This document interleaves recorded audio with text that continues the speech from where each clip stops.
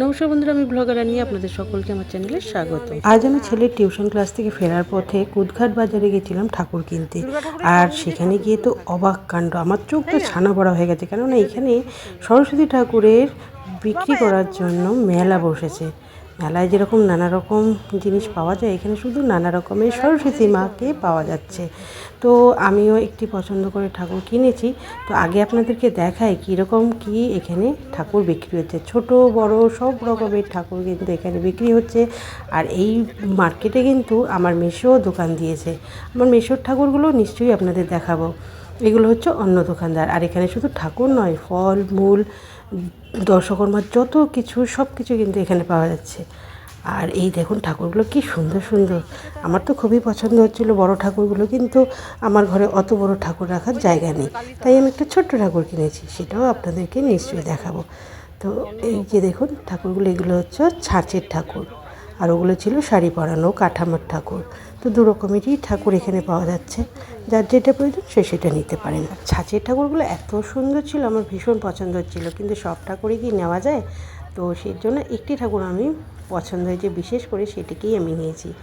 আর আপনাদেরকে দেখাচ্ছি, দেখুন কি সুন্দর সুন্দর ঠাকুর, ছোট ছোট ঠাকুর, কিন্তু কি সুন্দর অপূর্ব মুখগুলো। তো এর পাশেই যে দোকানটা রয়েছে, এটা হচ্ছে আমার মেসোর দোকান। দেখুন কি সুন্দর ঠাকুর হয়েছে। গতকাল কিন্তু আরও ঠাকুর ছিল, সব ঠাকুর বিক্রি হয়ে গেছে, আর এখন এই কিছু ঠাকুর বাকি রয়েছে। তো আজকের মতো হয়ে যাবে বিক্রি। আর আজকে কিন্তু সারা রাতই এখানে বাজার বসে থাকবে, অর্থাৎ ফল মূল যার যেটা দরকার, দর্শকর্মা জিনিস, ঠাকুর সব কিছু এখানে পেয়ে যাবেন সারা রাত ধরে। আর ওই যে দেখুন ডাকের সাজের যে ঠাকুরটি, কি সুন্দর, কত বড়, ওটা আমার ভীষণ ভালো লেগেছে, কিন্তু ওটা নেওয়ার উপায় নেই, কেননা জায়গা কম। চলুন এবার দেখাই আমি যেই ঠাকুরটি নিয়েছি। এই ঠাকুরটিকে আমি নিয়েছি, কি সুন্দর দেখুন, ছোটোর মধ্যে নৌকোতে বসে আছে মা সরস্বতী, দারুণ লেগেছে কিন্তু এটা আমার। কমেন্ট করে বলবেন কিন্তু কেমন হয়েছে ঠাকুরটি। আর এই দেখুন দর্শকর্মার সব দোকান, এখানে কিন্তু ঠাকুরের জামা কাপড় সব কিছু পেয়ে যাবেন, ফল, দোয়াত, মালা, চাঁদমালা, সব কিছু। তো পুরো একবার ব্যাগ নিয়ে চলে আসবেন, আর সরস্বতী পুজোর কেনাকাটি এখান থেকেই সমস্তটা করে যেতে পারবেন। তো আমার তো ঠাকুর কেনা হয়ে গেছে, এবার আমি বাড়ির দিকে যাব। ছেলেকে পড়িয়ে নিয়ে এসেছি, অনেকক্ষণ হয়েছে এবং দেরিও হয়ে যাচ্ছে, বাড়ি থেকে রান্নাও সারতে হবে। তার মধ্যে আজকে আবার বৃহস্পতিবার, তো কালকে সকাল সকাল উঠতে হবে, পুজোর জোগাড়জান্তি করতে হবে, অনেক কাজ।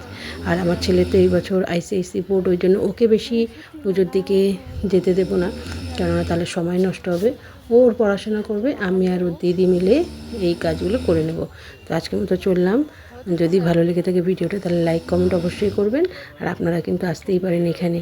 আর এটা কোথায়? কুদঘাট বাজার, খুবই সোজা। ইয়ে দেখুন বড় যে মাঠটা আছে, এই মাঠটার মধ্যেই কিন্তু এই বাজার বসেছে সরস্বতী পুজোর। আর এখন থাকতে দেখুন সকালবেলা তাও কত লোকজনের ভিড়। তো ভিডিওটা এখানে শেষ করলাম, কেমন? আপনারা কিন্তু অবশ্যই আসতে পারেন। এই যে আমার মাসি আবার আমাকে এগিয়ে দিতে যাচ্ছে, মাসি, মিশো, আর যাচ্ছে সঙ্গে আমার ভাই। আমার তো দারুণ লাগলো এই সরস্বতী পুজোর মার্কেটিং দেখতে এবং কিনতে। আপনাদের কেমন লাগলো জানাবেন কিন্তু।